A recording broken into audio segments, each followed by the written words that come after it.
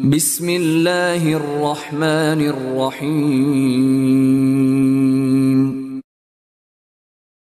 Kita akan mengangkat sebuah tema yang baru, judul yang baru, yaitu fikih ikhtilaf.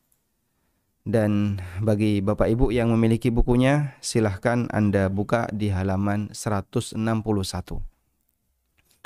Di bagian fikih ikhtilaf, kita akan membaca tentang bagaimana panduan yang tepat ketika terjadi perbedaan pendapat, yang itu merupakan bagian dari sunnatullah. Kita tahu bahwa perbedaan pendapat itu sudah ada sebelum kita lahir. Perbedaan pendapat itu sudah ada sebelum kita hadir di muka bumi.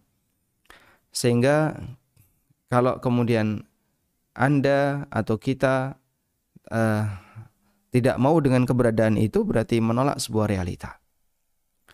Maka yang lebih penting di sini bukanlah menghilangkan perbedaan pendapat, sebab itu bagian yang tidak mungkin bisa kita lakukan.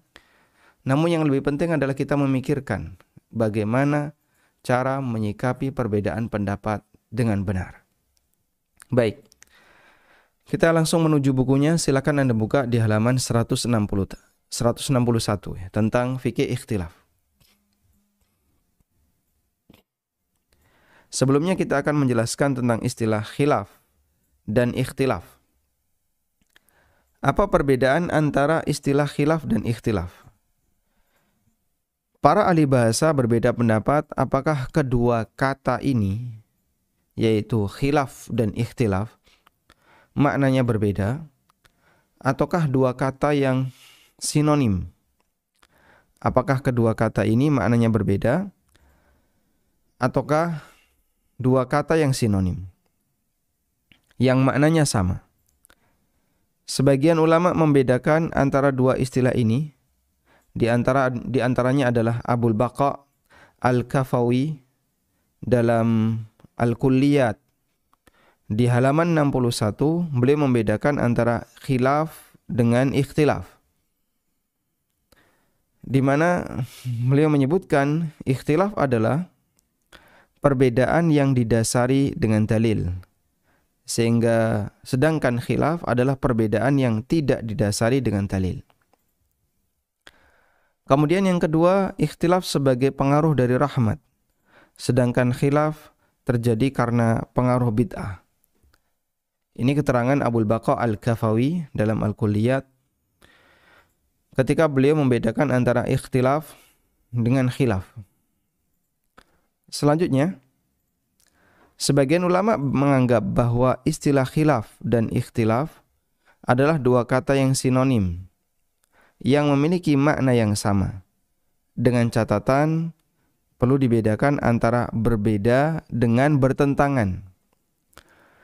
Tolong bedakan antara berbeda dengan bertentangan.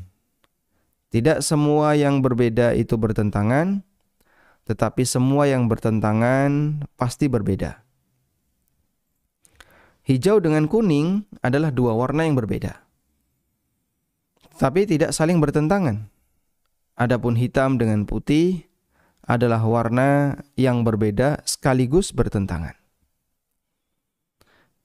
Pembahasan fikih bermadzhab tidak lepas dari adanya perbedaan pendapat. Dan tadi kita sudah sampaikan bahwa perbedaan pendapat itu sudah ada sebelum kita dilahirkan, sebelum kita hadir di muka bumi. Sehingga ketika kita menolak itu, saya tidak mau adanya perbedaan. Berarti sama dengan menolak sebuah realita. Perbedaan ini mustahil dihilangkan. Oleh karena itu yang lebih penting adalah cara yang tepat dalam menyikapi perbedaan tersebut, agar keberadaan perbedaan itu tidak menjadi sumber masalah bagi kita di dunia dan di akhirat. Semoga bisa dipahami dengan baik. Sehingga istilah khilaf dan ikhtilaf terlebih dahulu kita dudukkan bahwa dua istilah ini menurut para ulama ada dua pendapat ya, ada yang mengatakan beda, ada yang mengatakan sama. Namun tolong dibedakan antara berbeda dengan bertentangan. Yang kita bahas adalah berbeda. Yang berbeda itu ada yang tidak bertentangan dan ada yang bertentangan. Selanjutnya kita akan masuk pada poin yang pertama, yaitu definisi perbedaan dalam masalah fikih. Dalam kamus istilah ulama, Mu'jamul Lughah Al-Fuqaha, dinyatakan al-masail khilafiyah, permasalahan khilafiyah, adalah al-masail al-fiqhiyah allati lam yattafiq 'alaiha may yu'taddu bi khilafihi minal ulama. Masalah khilafiyah adalah permasalahan fikih di mana para ulama yang yu'taddu bi khilafihi, di mana para ulama yang diperhitungkan pendapatnya tidak sepakat dalam masalah itu. Karena ketika terjadi perbedaan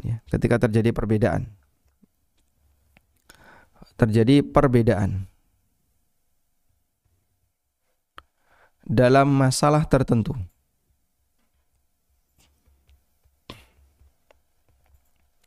maka yang menjadi tolak ukur adalah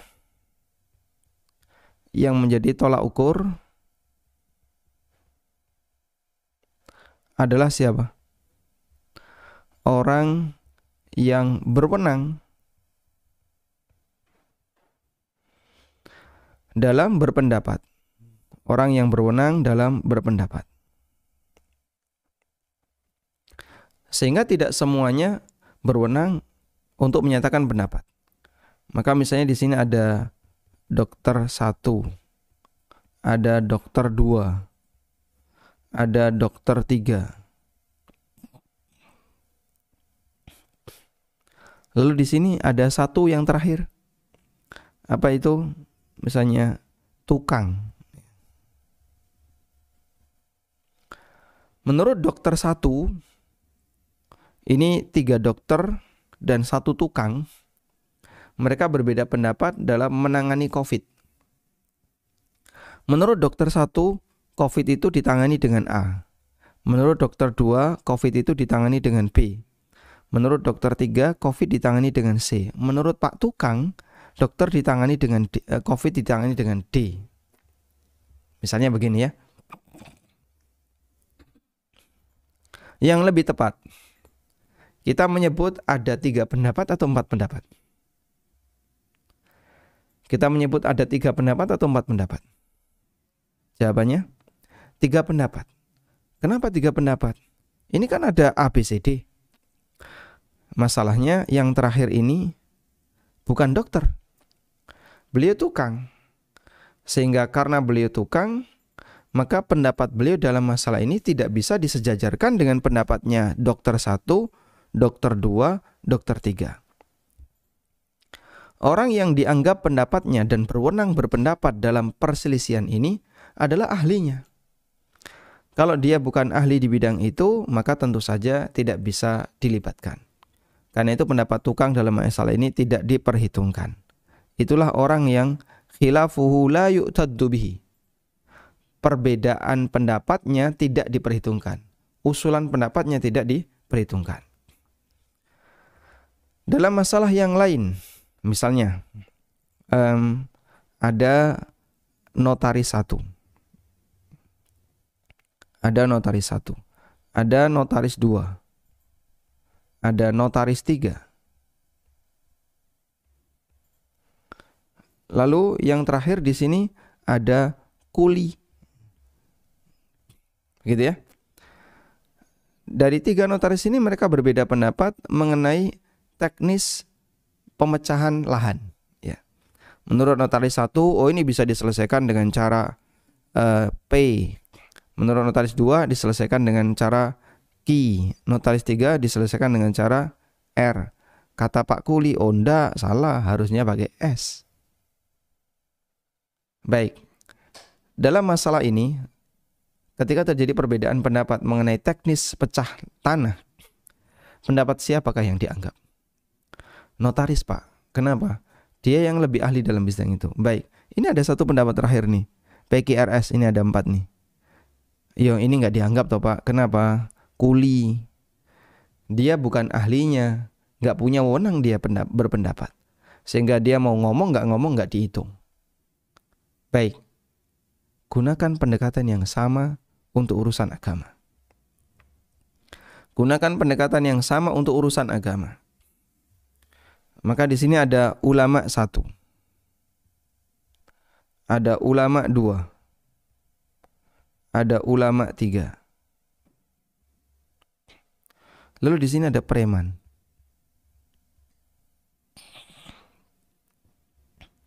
Ulama 1 berpendapat, apalagi misalnya F, G, H, preman Z.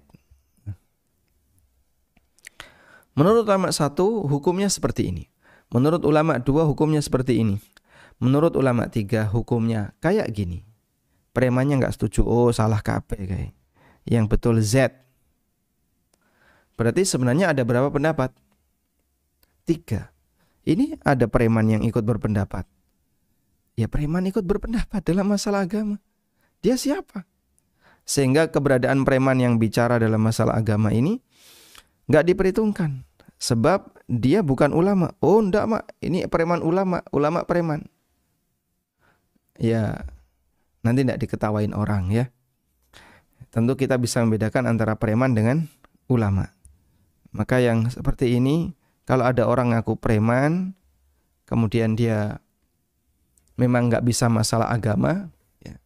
Kalau bicara ngawur, kemudian dia berpendapat meskipun dia punya panggung, meskipun dia punya mimbar, maka tidak diperhitungkan sebab orang ini bukan ulama. Hargai disiplin ilmu masing-masing. Dan saya kira semacam ini dipahami oleh semua manusia yang menghargai titik ilmiah.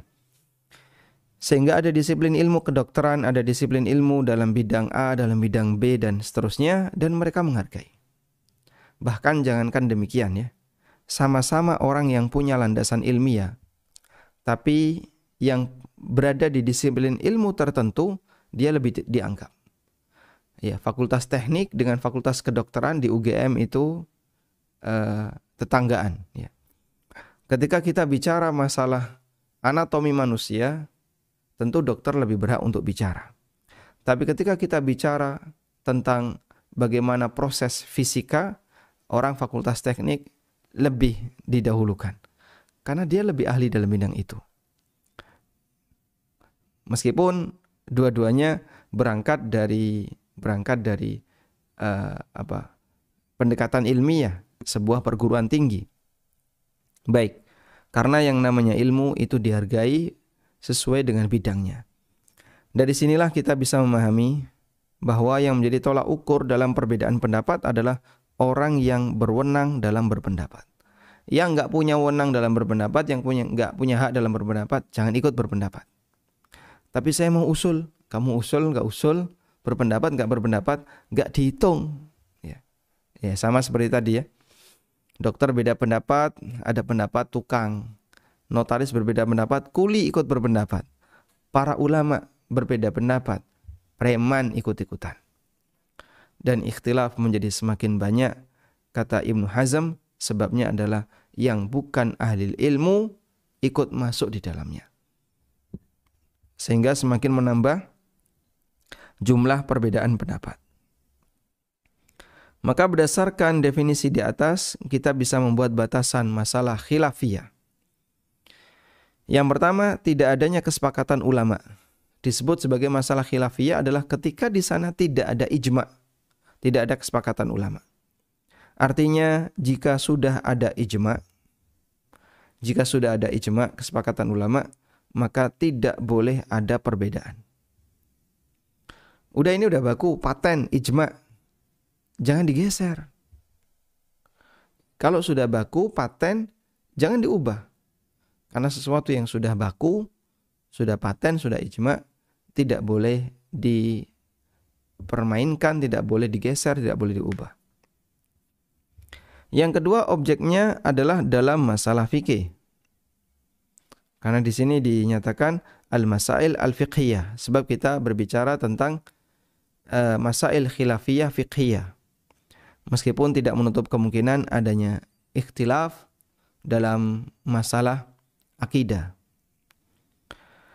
Yang ketiga, terjadi pada ulama yang diperhitungkan pendapatnya. Jika perbedaan itu berasal dari orang awam atau orang yang tidak diperhitungkan pendapatnya, maka tidak dihiraukan. Ulama 1, ulama 2, 3, 4, 5, tambah preman 10. Preman 10 ini ijma. Misalnya. Ya meskipun preman 10 ijma, mau enggak ijma. Dia preman, bukan ulama. Sehingga keberadaan pendapatnya tidak diperhitungkan. Walhamdulillahirabbil alamin. Semoga bisa dipahami ya. Ini prinsip yang perlu kita ketahui berkaitan dengan mendudukkan posisi perbedaan pendapat yang terjadi di masyarakat. Selanjutnya, kita beralih ke poin yang kedua. Bahwa perbedaan pendapat itu sunnatullah. Kita sebut sebagai sunnatullah artinya bagian dari takdir Allah yang ada di muka bumi ini dan manusia tidak bisa menghilangkannya. Sebelum Nabi SAW wafat, beliau pernah mengingatkan bahwa sepeninggal beliau akan terjadi banyak sekali perselisihan di tengah kaum muslimin, di tengah manusia. Siapapun yang hidup pasca wafat beliau akan menjumpai perbedaan pendapat itu. Dalam hadis dari Irbad bin Sariyah radhiyallahu anhu disebutkan bahwa Nabi SAW pernah memberikan nasihat yang cukup menyentuh. Sampai dikatakan dzarifat minhal uyun wa wajilat minhal qulub. Hati kami tersentuh, air mata kami menetes keluar. Lalu sahabat mengatakan kepada beliau, "Ya Rasulullah, ka'annaha mau'izatu muwaddi'." Ya Rasulullah, itu seperti nasihat. Ini seperti nasihat orang yang mau mati. Sehingga nasihat itu sangat menyentuh. Ka'annaha mau'izatu muwaddi'. Ya Rasulullah, ini seperti nasihat orang yang mau mati. Fa'ausina. Kalau begitu berikanlah wasiat kepada kami. Pesan apa yang Anda akan berikan kepada kami? Kemudian dalam salah satu isi wasiat itu, Nabi SAW mengatakan, "Innahu may ya'ish minkum fasayara ikhtilafan katsira. Innahu may ya'ish minkum ba'di." Siapapun di antara kalian yang hidup setelah aku meninggal dunia, fasayara ikhtilafan katsira, maka dia akan mendapatkan perselisihan yang banyak. Siapapun yang hidup setelah aku mati, dia akan menjumpai banyak perbedaan pendapat. Dan ini peringatan dari Nabi SAW. Karena itu waspadalah. Sehingga keberadaan perbedaan pendapat itu bagi sahabat justru nggak nyaman. Mereka senang ketika semuanya kompak. Mereka senang ketika semuanya satu suara. Dan dulu di masa Nabi SAW masih hidup, ketika ada perbedaan, rujukannya Rasulullah SAW. Langsung beliau putuskan di tempat. Ada perbedaan lagi, rujukannya Nabi SAW. Langsung diputuskan di tempat. Setelah beliau meninggal dunia, maka orang tidak bisa berkonsultasi. Karena dia nggak bisa berkonsultasi, sehingga ketika terjadi perbedaan, masing-masing berupaya untuk mendekatkan diri kepada apa yang menurut dia paling benar. Sehingga terjadilah perbedaan pendapat yang banyak setelah wafatnya Nabi Muhammad SAW. Itu baru di zaman sahabat. Berarti semakin jauh dari zaman sahabat, dari zaman Nabi SAW, semakin banyak. Betul, karena perbedaan itu selalu bercabang. Cabang, nanti bercabang lagi, dan seterusnya. Sampai berapa Pak? Wallahu a'lam. Sehingga semakin jauh dari zaman Nabi SAW, perselisihan di antara manusia akan semakin banyak. Dan itu menjadi sumber perpecahan dan permusuhan di antara mereka. Nabi SAW pernah bersabda, "La taqumus sa'ah hatta yuqbadal ilmu wa takthuruz zalazil wa yataqarabaz zaman wa tadhharul fitan." tidak akan terjadi kiamat hingga ilmu itu dicabut. Dan dicabutnya ilmu dengan cara apa? Dimatikan ulama. Innallaha la yaqbidul ilma intiza'an, la yantazi'ul ilma intiza'an. Allah tidak mencabut ilmu itu dengan cara langsung dicabut, tidak. Walakin yaqbidul ilma biqabdil ulama. Tapi Allah mencabut ilmu dengan diwafatkannya ulama. Sehingga ada 1-2 ulama yang meninggal, maka kualitas bumi itu berkurang. Karena bumi itu bagus ketika dihiasi dengan ilmu. Begitu ulama itu meninggal, maka kualitas bumi menjadi berkurang. Karena itu Allah sebut bumi itu nangkusuha min atrafiha. Allah kurangi secara bertahap dari ujungnya.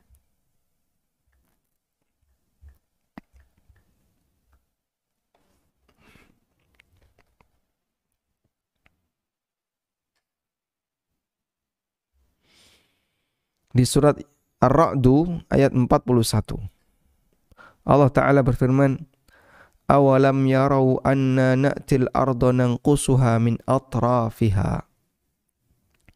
Tidakkah mereka menyadari bahwasanya kami jadikan bumi itu berkurang dari ujung?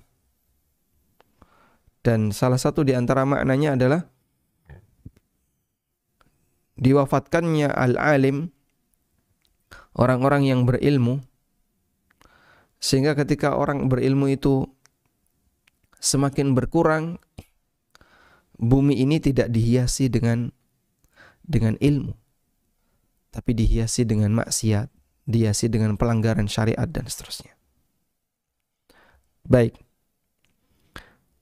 Sering terjadi gempa. Ya, bagian dari tanda kiamat sering terjadi gempa. Kemudian waktu berjalan cepat. Wa tadhharal fitan. Banyak terjadi fitnah. Wa yakthural haraj. Dan banyak terjadi al-haraj. Apa itu? Al-qatlu wal-qatl. Al-haraj adalah pembunuhan. Dan kita bisa lihat ya, hampir setiap hari ada nyawa yang hilang di dunia ini. Di Indonesia, di negara-negara yang lain bergantian. Allah juga menegaskan bahwa bagian dari karakter manusia mereka berbeda pendapat. Allah Ta'ala berfirman, walau sya'a rabbuka laja'alan nasa ummatan wahidah wala yazaluna mukhtalifin illa man rahima rabbuk walidzalika khalaqahum. Jikalau Tuhanmu menghendaki, tentu Dia menjadikan manusia sebagai umat yang satu. Wala yazaluna mukhtalifin, tapi mereka senantiasa berselisih pendapat. Illa man rahima rabbuk, kecuali orang yang dirahmati oleh Rabbmu. Walidzalika khalaqahum, dan untuk tujuan inilah, untuk itulah Allah menciptakan mereka. Walidzalika khalaqahum, untuk itulah Allah menciptakan mereka. Baik, di sini ada keterangan ayat yang barangkali bisa kita jadikan sebagai panduan memahami ayat di atas. Saya kutipkan dari keterangan tafsir Ibnu Katsir. Makna dari perkataan walau sya'a rabbuka, andaikan Rabbmu berkehendak, la ja'alan nasa ummatan wahidah, Allah akan jadikan manusia itu sebagai umat yang satu. Umat yang satu adalah umat yang seragam agamanya, mukmin semua atau kafir semua, itu umat yang satu. Seragam agamanya, itu umat yang satu. Andaikan Allah berkehendak, Allah bisa jadikan semuanya itu satu agama, Muslim semua. Kemudian makna ayat berikutnya, tetapi mereka selalu senantiasa berselisih pendapat. Wala yazaluna mukhtalifin, tapi mereka senantiasa berselisih pendapat. Artinya selalu terjadi perbedaan pendapat di antara mereka, baik dalam masalah agama, mazhab maupun pendapat. Sering terjadi perbedaan di antara mereka, dan itu bagian dari sunnatullah. Illa man rahima rabbuh, kecuali orang yang dirahmati oleh Allah Ta'ala.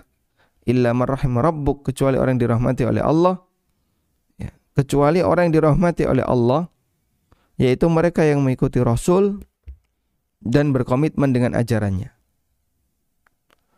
Walidzalika khalaqahum, untuk itulah Allah menciptakan mereka. Maksudnya adalah Allah menciptakan mereka sesuai dengan sunnatullah, bahwa mereka akan berbeda pendapat.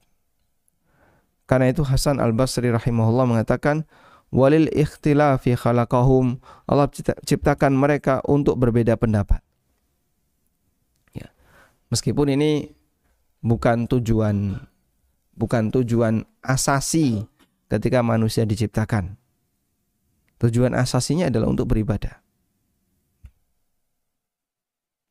Namun dalam posisi ini Allah telah menetapkan sunnahnya, bagian dari sunnatullah, bahwa siapa yang hidup di muka bumi ini setelah wafatnya Nabi Muhammad SAW, pasti akan terjadi perbedaan pendapat. Dan itu menunjukkan lemahnya manusia, karena mereka sendiri nggak bisa menyatukan pendapatnya. Setelah memahami keterangan di atas, kita bisa membuat beberapa kesimpulan. Yang pertama, bahwa adanya perbedaan di tengah umat manusia merupakan sunnatullah yang pasti terjadi, sehingga tidak bisa dihindari. Tidak bisa dihindari. Yang kedua, menyatukan manusia ke dalam satu agama, apalagi satu mazhab, apalagi satu pendapat, tidak mungkin bisa dilakukan. Mustahil. Saya ingin semua umat bersatu, tidak mungkin. Adanya justru orang ini jadi ngerusak. Keberadaan perbedaan pendapat adalah masalah kauni, takdir alam. Artinya masalah ini tidak bisa dijadikan sebagai alasan pembenar untuk perbedaan pendapat, karena Nabi SAW hanya menyebutkan kejadian pada akhir zaman, bukan membenarkan kejadian di akhir zaman.